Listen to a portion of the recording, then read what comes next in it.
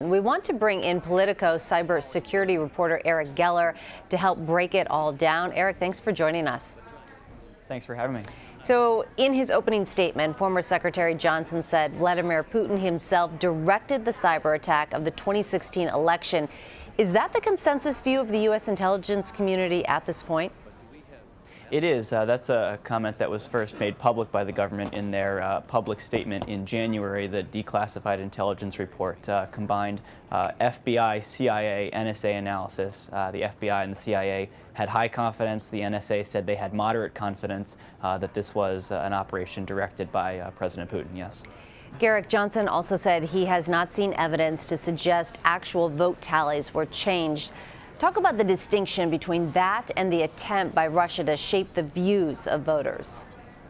Sure. Well, Russia has perfected the art of engaging in what is called an influence operation, where they steal information and they release it in such a way that it is perfectly timed and perfectly placed to change people's minds. We saw that with the Podesta emails. Of course, the Pizzagate conspiracy is kind of just the most famous example of a way in which that information was weaponized. There's also the kind of more direct hacking. I think when most people think of hacking of the election, they think of Russians breaking into the actual vote tabulation systems, voter registration databases, changing information there. Now, there's no evidence that any votes were changed. The states are not necessarily the most forthcoming with some of that technical data, so it's possible that something has happened we don't know about, but based on the information that we have, there's no evidence that they were able to change any votes.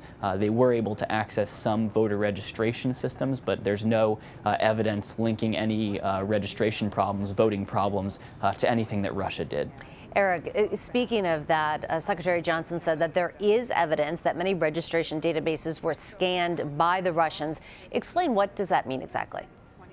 So there are different levels of scanning. It could be a Russian actor kind of just visiting a voter registration site or just kind of probing, trying to log in. It could be getting access, looking around at the files, but not actually stealing anything, not actually changing anything.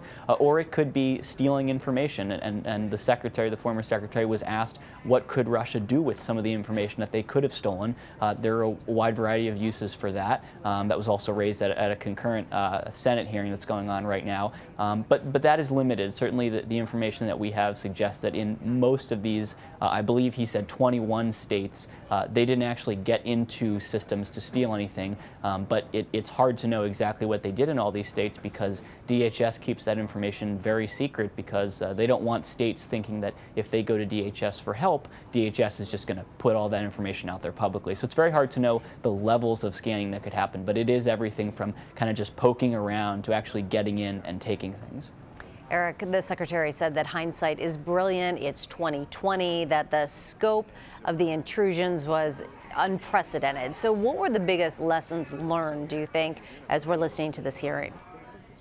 I think it's important to note he was very disappointed with the reaction from the states when he proposed this designation of critical infrastructure, which is a way to kind of bring states and state election systems into the fold, much like power plants, much like hospitals and banking systems. These are kind of the aspects of American life that if they were to sort of fall apart, there would be mayhem. Various kinds of chaos could happen if the power grid goes down, for example, so DHS watches that very closely.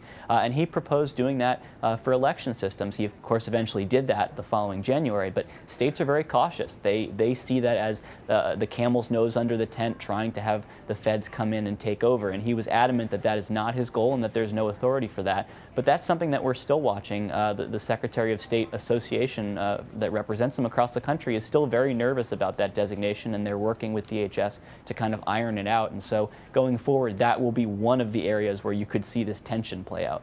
All right, Eric Geller, thanks for your perspective as this hearing is going on live. We appreciate your time. Meanwhile, let's take you back to listen in.